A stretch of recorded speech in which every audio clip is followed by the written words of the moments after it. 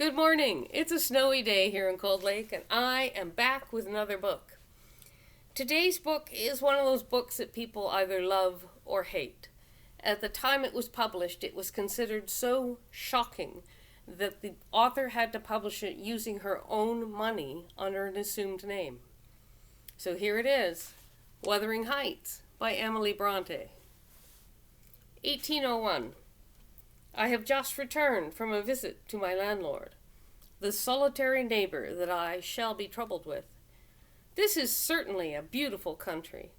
In all England, I do not believe I could have fixed on a situation so completely removed from the stir of society. A perfect misanthropist heaven. And Mr. Heathcliff and I are such a suitable pair to divide the desolation between us. A capital fellow.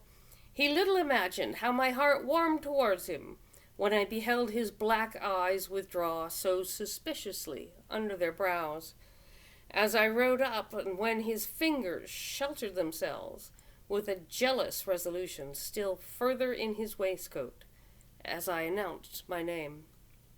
"Mr. Heathcliff," I said. A nod was the answer. "Mr. Lockwood, your new tenant, sir. I do myself the honor of calling as soon as possible after my arrival to express the hope that I have not inconvenienced you by my perseverance in soliciting the occupation of Thrushcross Grange. I had heard yesterday that you had had some thoughts."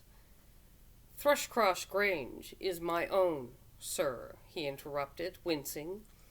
"I should not allow anyone to inconvenience me if I could hinder it. Walk in." The "walk in" was uttered with closed teeth and expressed the sentiment, "go to the deuce." Even the gate over which he leaned manifested no sympathizing movement to the words, and I think the circumstances determined me to accept the invitation. I felt interested in a man who seemed more exaggeratedly reserved than myself. When he saw my horse's breast fairly pushing the barrier, he did pull out his hand to unchain it, and then sullenly preceded me up the causeway, calling as we entered the court, "Joseph, take Mr. Lockwood's horse, and bring up some wine." "Here we have the whole establishment of domestics, I suppose," was the reflection suggested by this compound order. No wonder the grass grows up between the flags, and the cattle are the only hedge cutters. Joseph was an elderly, nay, an old man, very old, perhaps, though hale and sinewy.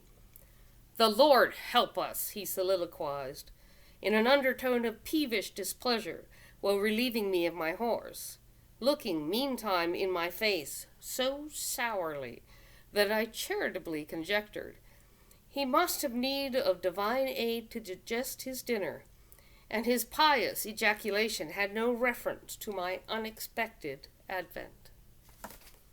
That's it for today. I would love to hear what you are reading. Please tell me in the comments, and I will see you again next week.